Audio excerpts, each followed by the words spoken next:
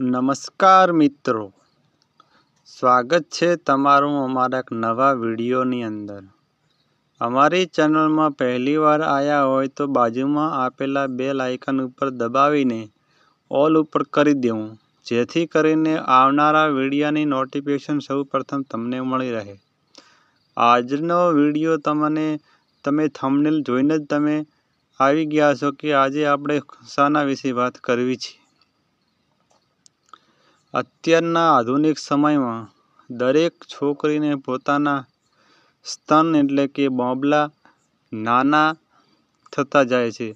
એનું મુખ્ય કારણ હોય છે અત્યારના ખોરાક। જુએ તેવો શરીરનો વિકાસ થતો નથી।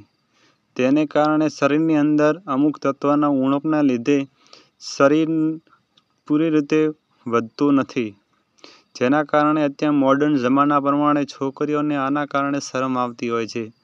તેથી તેનો નિકાલ શું કરવો એના વિશે આપણે આજ વાત કરશું। તો સૌપ્રથમ તો આના વિશે એક કસરત આવે છે, જે કસરત રોજ કરવાની રહેશે। જે તમારે બે હાથ સીધા લઈ જવાના, પછી પાછા ખેંચવાના અને પાછા સીધા કરવાના। આવી રીતે તમારે 10 મિનિટ કસરત સવાર સાંજ કરવાની રહેશે, જેના કારણે તમારા છાતીનો ભાગ થોડોક બહાર ઉભરશે। આવું કરવાથી પણ છાતીનો ભાગ વધી શકે છે। વત્તા થોડો ખોરાક પણ લેવાનો આવે છે આની અંદર। જો તમે ચરબી ખોરાક લેવાનું ચાલુ કરશો, જેવો કે ગોળ છે, ઘી છે, દૂધ છે, અને કોઈ માંસાહારી હોય તો ઈંડા પણ ખાઈ શકે।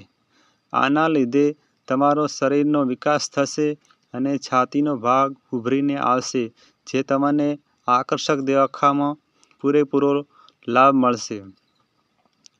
અને બીજી વાત કરીએ તો મેન આની અંદર હોય છે શરીરની અંદર હોર્મોન જે વધતા હોય છે અને ઘટતા હોય છે। મુખ્યત્વે શરીર વધવાનું ચાલુ લગભગ અત્યારના સમયમાં 13 વર્ષથી થવા માંડે છે, જે માંડીને છેક 23 થી 25 વર્ષ સુધી આ ચડ ઉતર થતું હોય છે, જેને કારણે આમાં કોઈ ગભરાવાની જરૂર નથી। આમ ગણવા જઈએ તો જ્યારે સ્ત્રીના યાને કે છોકરીના જ્યારે લગ્ન થઈ જાય, લગ્ન પછી શરીર આપોઆપ બનવા માંડે છે અને બાળક થવા માંડે એટલે છાતી તમારી વધવા માંડશે। એટલે ટેન્શન લેવાની કોઈ જરૂર નથી। અને જે તમે થંબનેલ જોઈને આવ્યા હતા કે 2 મિનિટની અંદર છાતીનો ભાગ વધારો, તો એના માટે એક માલિશ આવે છે કરવાની। જે કાળા તલ આવે છે તેનું તેલ લઈ અને રોજ સાંજ સવાર 10-10 મિનિટ આ તેલની માલિશ કરવામાં આવે તો તમારા સ્તન 2 દિવસની અંદર આમ ઉભરતા હોય એવું તમને દેખાશે। બસ આજના વિડીયોમાં આટલું। હવે પાછા મળીશું એક નવા વિડીયોમાં। ત્યાં સુધી બાય બાય।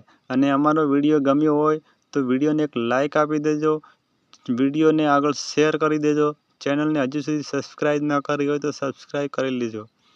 ધન્યવાદ।